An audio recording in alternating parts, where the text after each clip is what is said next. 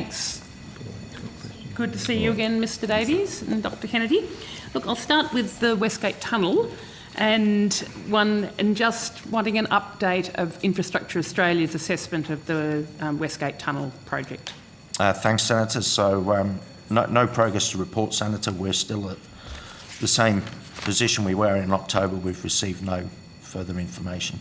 So, and has there been any other communication from the Victorian Government about whether there'd be any further information being made available to you? We have regular dialogue with all our state colleagues, and we have our checklist, and there's no further information to report, Senator, on this one. And so, but you would still like to complete your assessment of the Westgate Tunnel? The challenge with this one, Senator, is it's moved into the construction phase and is being fully funded by the Victorian Government. So in terms of the federal government's requirement for us to look at it, that's no longer there. And my understanding is that state government isn't seeking any funding. So I'm not optimistic that we'll receive any more information on this project. But from Infrastructure Australia's perspective, you would have preferred to have been able to have completed an assessment of it, even though there isn't federal funding being provided? We're always keen to assess projects where our advice is sought, or where we're required to, where it's over $100 million Commonwealth investment. In this case, neither of those situations apply. So, But clearly, in terms of your role in providing advice on appropriate transport projects for particular transport corridors, it would be desirable that if you had been able to assess this as a major transport project for a critical corridor in Melbourne.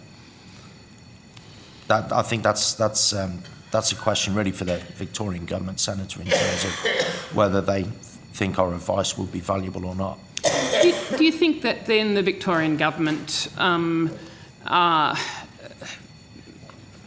you think it's appropriate that the Victorian Government is treating Infrastructure Australia in this way, given the role that you do have in assessing, in that overall assessment of major transport projects? Is it in conflict with the role of Infrastructure Australia that there's such a significant project that you haven't been able to complete your assessment? I mean, you did begin an assessment of the Westgate Tunnel, did you not? We did, and I think at that stage the Victorian Government was seeking Commonwealth funding, and I think that they've since decided that they're funding the project themselves. The project's progressing. That I think your questions really are questions for the Victorian Government in terms of whether they would see any value in our advice, and at this stage, as I say, we're not expecting to give any more advice. But how does the fact that you aren't able to assess the project impact your assessment of what should be priority projects?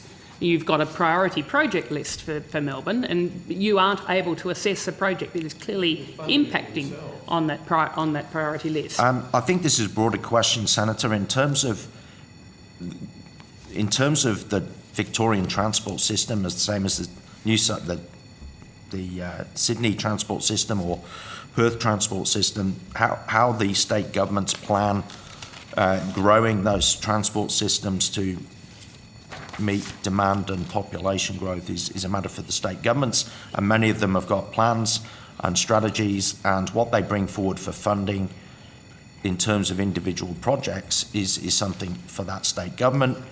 And at any one time, we're only seeing mostly individual projects coming to us seeking Commonwealth funding. Obviously, as part of our work, we want to understand how that project fits into the bigger picture, but the choice of which projects to bring forward seeking Commonwealth funding is a matter for the state government, and we can only assess what's brought forward to us. So in terms of your role in strategic assessment of a suite of transport projects, Victoria is essentially not enabling you to do that role with the planning for the Western region of Melbourne. Well, there's no more information being provided. No, so you aren't able to provide a strategic assessment of a suite of transport projects, which I understand is part of your remit. I mean, you do a lot of work on strategic planning of a suite of transport projects, but you aren't able to do that for the Western region of Melbourne. Well, our outstanding questions are still outstanding. So, and in terms of the Victorian government, they're essentially bypassing Infrastructure Australia in that aspect of your role and able to do that strategic assessment of a suite of projects. Is that the case? The Victorian government isn't seeking any Commonwealth funding, so I'm not sure they see the need to come to us. Okay. What's the Infrastructure Australia's position on the North East link? So that's our understanding, is that the Victorian government is currently working on a business case for that, and we met with them at the end of October last year to discuss that proposal. So we're expecting that we might receive a business case for that. Have they given you any indication of the timing of Not when? at this stage. So, okay, so at some stage. Okay. Hopefully, Senator. And Infrastructure Australia doesn't have a view on North East Link at all? Not at this stage. Until you have assessed that? Except that we had identified it as a problem on the priority list. So it was identified as something that needed to be resolved in one way or another. So, you know, it's not unknown to us. But what the full proposal looks like, we haven't seen that at this stage. Right, okay. Look, I want to go to your Future Cities report, and thank you. It was good to see that report come out on Friday. I've done quite a read of it over the weekend, although we're focusing on the Melbourne parts rather than the Sydney part. I'll get to that. And you identify in the Future Cities report that public transport needs to be prioritised, particularly for Melbourne, Sydney, Brisbane and Perth. Can you elaborate what that prioritisation would mean for governments? So it comes back to the earlier question, Senator, where I think we need to see a number of things. One, much better long-term planning to show how we're growing our cities to manage population growth and make sure we maintain the city's livability and the quality of life. Going alongside that, we need integrated transport plans looking at the full system. The full suite of projects. The full suite of projects, so that we can actually make sure that we're making the right investments at the right time. And clearly public transport, particularly turn up and go, public transport services have got a key role to play in that, in terms of connecting people and jobs. So we just want to see what we're basically saying is we need to have a much more sophisticated approach to this and move away from piecemeal projects. And just as an aside, so moving away from piecemeal project, that seems to be what the Victorian government are doing with the Westgate Tunnel. It's not being planned strategically as part of an overall suite of projects. I think if we look across the country, most governments are taking a relatively piecemeal approach to this planning, and what we're saying for the next wave of growth, we need to up our game and have a much more sophisticated approach. So what would it mean to prioritise, as well as just sort of planning in an integrated way? What would it mean for a state government to prioritise public transport, which is your recommendation? I think we need to see much greater transparency of that broader system plan, what the individual upgrades are, and importantly, as we highlighted in the work, you know, how we're investing in our existing infrastructure, our existing public transport systems to, you know, take advantage of the investments we've made in the past through upgrading rail signalling, looking at how we're using the roads and just driving greater efficiency broadly through the system. But it means we need to think at a system level and not a point-to-point project level. Right. And so would that recommendation then flow into... Well, let's look at the North East link, which you're going to get the business case from the Victorian government. So if the Victorian government was going to take that systematic approach and prioritise public transport, what would you want to see in order for you to be able to assess? I mean, what does it mean for Infrastructure Australia to be able to assess projects in that systematic way? So when we receive a business case, a lot of the questions that we have around those business cases are looking at how does that project fit into the transport system. What are the other complementary investments that are being made to actually make that project work? And what's the problem that it's solving? And often all of that's being modelled by the state government, if it's a state government proposal, to look at how the whole transport system operates. So that's often the line of questioning that we've got when we are going through these business cases. Right, so you want to be able to assess projects in the context of other Absolutely. Potential public transport projects. Absolutely. So how is that recommendation of prioritising public transport, is that going to influence what's on your infrastructure priority list? That I think we'll still see a broad range of transport projects coming through to the priority list. We've signalled what those might look like through the problems that we've identified on the priority list. So we'd like to see more business cases generally coming to address those problems. Some of those problems are described quite broadly in terms of transport corridors. We're not prejudging what the solution to that is. We'd like to see that's the work that should be done in a business case, looking at the different options, and or the complementary suite of projects that need to be delivered. So I'm not sure whether I just heard you say so that you would like to see more public transport projects coming for assessment. Is that what you just said? We'd like to see investment in all range of transport. So how do you see that recommendation from your Future Cities report to prioritise public transport? Is it going to influence and change what's on your infrastructure priority list, the existing list that you have at the moment? I think only time will tell in terms of what comes through to that priority list from state and territory governments. But you've got a priority list at the moment. We have, yes.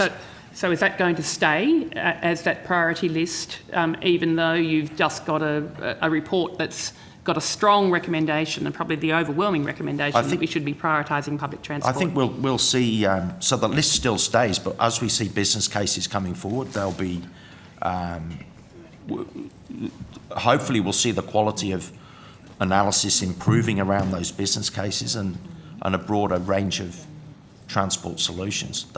That's why we've done the work, to try and get state and territory thinking more sophisticatedly about how they plan population growth, where they create jobs, homes, how they connect those, how they build that into an integrated transport system. But could I clarify, it's Infrastructure Australia that makes the decision as to what's on your priority list. It's not the state governments that determine that. But it's up to the state governments to bring forward proposals which are addressing a problem that we have jointly identified. And back to that system conversation, what they bring forward is entirely up to them. So if they choose to fund all the road projects and only bring public transport projects forward, then we'll see more public transport projects. But if they bring forward a mixture, that it's completely dependent on what they bring forward for Commonwealth funding. But I thought your priority list doesn't just cover projects that are being requested, that there's federal funding being requested for. I thought your priority list was in general meant to be the suite of projects that you were recommending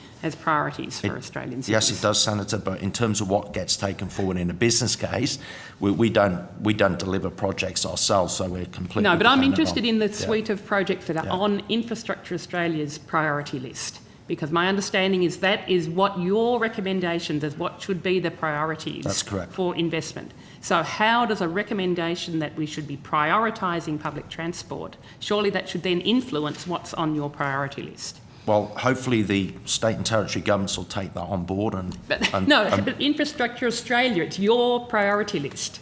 So what we identify on the priority list is a problem, and then that problem can be resolved in a whole number of you have ways. got a priority list of particular projects, and in fact looking at your particular projects for Melbourne, you've got a priority list that actually encompasses $56 billion approximately of investment on road projects versus only $2 billion on public transport projects. That's clearly not giving priority to public transport. So if your Future Cities report recommendations to mean anything, it should influence what's on your priority list. But what's on the priority list, Senator, is still developed as part of an integrated transport solution by the state government. So it's meaningless. We're still dependent on what they bring to us. It's a complete conflict then. If it's dependent on what you bring to us, and yet you present it as being the priorities that you as Infrastructure Australia say should be priorities. But we're not responsible for managing the Victorian transport system, so we're not developing projects. That means that you cannot produce a priority list that's consistent with your Future Cities report. I think that's what I hear you saying. So our priority list is produced in collaboration with state and territory governments, and where there's an infrastructure body such as Infrastructure Victoria, then we work closely with Infrastructure Victoria that's put a 30-year strategy together, and they have identified a whole suite of investments, some quite small, some large, some challenging, as well as policy reforms to actually advance the broad transport system in Victoria, and a number of projects are identified in that. Again, they're not our projects, they're Victoria's projects, and what comes forward, generally speaking, they will only bring a business case to us if they're seeking Commonwealth funding over $100 million. So, But do you need to have a project with a business case for it to be on your infrastructure priority list? I don't think you do you? no. You've got other projects you've got projects on your priority list Yes, that haven't got a business case that's been brought forward to you. Just for terminology point of view, just for clarity, we have two things on our priority list. We have something we call initiatives, and so they're early ideas around how to solve a problem, and in some cases they're just the description of the problem because no one's decided how to solve the problem. And then we have projects. Projects have a fully assessed business case that's been developed, presented to us, evaluated, and then it's the right solution to the problem. But everything else is an initiative, which is really a description of the problem. So a lot of what we've got on the priority list is initiatives, which are descriptions of a problem. Most often they're transport corridors, and we don't prejudge the solution. We want the proper analysis to be done. And that proper analysis has to be done in the first instance by the state government, who should look at what's the best answer to this problem and then bring that forward as part of the business case. So what that turns out to be is really down to the state government in terms of how they're going to fit that into their broader system. But it means that in terms of what's on that list, rather than as initiatives, is up to the state government. So so your recommendation that you should be prioritising public transport projects, those public transport projects then won't appear on your priority list unless the state government takes heed of that recommendation. Yeah. So they are directing what's on the infrastructure priority list, even though that you want to be recommending public transport projects. That's correct. Do you expect that there will, given your recommendation, that there will be some further public transport lists that will be moved up the list? I mean, in Melbourne we've got airport rail, the Melton electrification and duplication. I mean, do you expect, or will you be suggesting in communication with the state government Have you got a crystal ball? No, I'm not asking whether it's a crystal ball. They've got a very important report that says we should be prioritising public transport. I've heard you. I'm right next to you. Yeah. I got it. Sure. Don't see the answer. So in your in your discussions with the Victorian government, things like airport rail, would you be, suggesting to the Victorian government that should be, brought up the list? It's up to the state government to decide what they want to bring forward to us, Senator. We give advice around where we think. In our priority list, we've identified a number of problems that need solving. We work closely, communicate closely with all state governments, suggesting they should invest in doing the planning and developing a business case to develop a solution. But what they work on is completely up to them at the end of the day. Have you had any discussions with the Victorian government about Melbourne Metro 2? We've had some early conversations with them, but I've no further information at this stage. Because that was notably, in terms of the assumed network in your Future Cities report, that was not included in the assumed network. So that modelling only included funded, committed investments, Senator. Senator, can you give me some guide as to how much longer you think you'll need? Because there's other senators Probably another... who want to be somewhere else too, like you. Okay, probably another 10 minutes. I'm about to finish on this, and I've got a few other topics that I wanted to raise. All right. Well, let's see if we can't keep it very tight to the 10 minutes, if possible. Okay. So then, in terms of your recommendation for prioritising public transport in the Future Cities report, would you see that then to reflect, be a suggestion to state governments that they should prioritise the funding of those projects that are on your assumed network? The first part of the recommendation is really around doing a much better job of the longer term planning, Senator, in terms of what's often, as we've discussed previously, what's often missing with some of these project proposals is a clear understanding where jobs and homes are going to be created and how they're going to be connected, how that fits into the broader transport system, and really where those priorities are for investment. All too often we see the project coming first and then the land use planning, as we call it, coming second. So we'd like to flip that, so we actually think about where, well, the first question is how can we make sure we're getting the maximum return from investment we've already made by looking at density along transport corridors and making sure we're getting best return on that investment. And then where are the new jobs and homes going to be created so that we can grow in a sensible way? And then how do we schedule those investments over the next 10, 20, 30 years? So that's what we'd like to see that first. Would it be fair to assume that, given the recommendation that we need to prioritise public transport, I suppose, does prioritising public transport means that the public transport projects that were in the assumed network really do need to be built as soon as they can be, or is there a implicit recommendation that there's going to need to be even further investment in further public transport projects beyond what's on that assumed network? I think that's hard to answer, Senator. I think we'd have to get down to detail of where we're talking about, and that's all part of the analysis that we look at when we're assessing a business case. So, I mean, clearly, I mean, your report gave a recommendation that we need to prioritise public transport. It seems to me that the public transport projects, in fact, it's quite a modest list in your presumed network, that aren't going to provide the public transport capacity that would be required, particularly for the denser model of development that was proposed. So, but you haven't. You don't seem to have any assessment as to what that goes back to my first question. What does prioritising public transport mean in order to have a well-planned city? So this we're an advisor to governments, Senator. So we publish this work as advice to state governments to say we think you need to be prioritising getting your planning right, and also thinking about prioritising public transport, as well as getting the most out of existing infrastructure.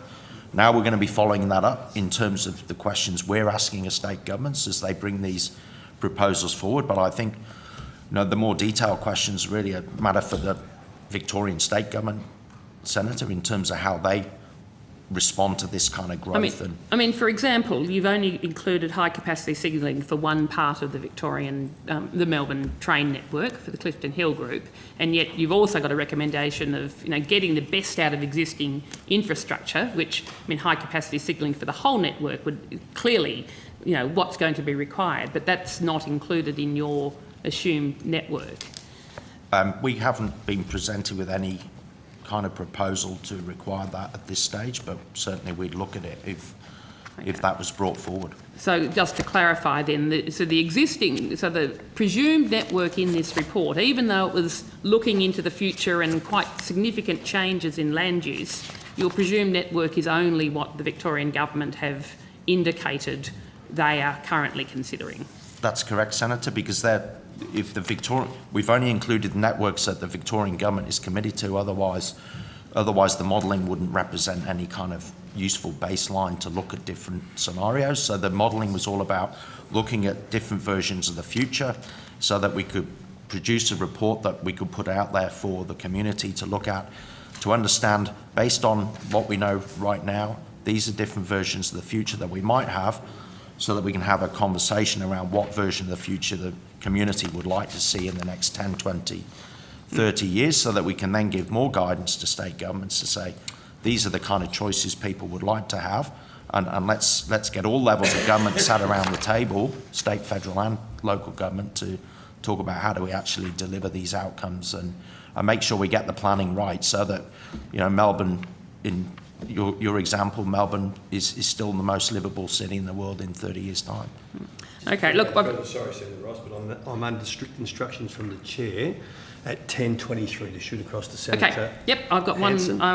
One last issue I wanted to raise. The recommendation was on road pricing, and a recommendation that we should be moving on road pricing, and that all charging revenue should be hypothecated to investment in the road network. I just wanted you to expand on why you saw that as being the appropriate recommendation. So this comes from one of the key recommendations in our 15-year plan, Senator, where we basically identified the declining fuel excise revenue coming into government to fund the ongoing maintenance and operation of roads and indeed construction of roads, and made a proposal that the federal government might initiate an inquiry into road reform to look more broadly at how we fund future roads, but also to look at how do we make sure we're getting the most out of the roads that we've already got, so that we're getting most efficient return on that investment. And why hypothecation just to the road network rather than to the overall transport network, given that in terms of demand management, getting more people travelling by public transport is a pretty efficient way of reducing the demand on roads? Well, I think how that kind of proposal would be structured in the long term is something for an inquiry, as we're suggesting, to look at. But in the first instance, the first problem to solve is that we're seeing a declining revenue for funding the maintenance of our roads. So the recommendation there is around at least hypothecating the funds that we need to have a sustainable future flow of funding to maintain our roads to the standards we need. So, what happens to the rest of any future different way of paying for roads, I think, would have to be part of a future inquiry. So. Okay. Yeah. And just finally, in terms of the carbon emissions from transport, you indicate under all three scenarios in your city that you've got carbon emissions in transport rising quite substantially. You acknowledge that. Yeah.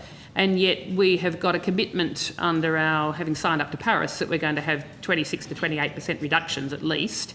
And transport clearly needs to play its fair share in that. So how does that tally?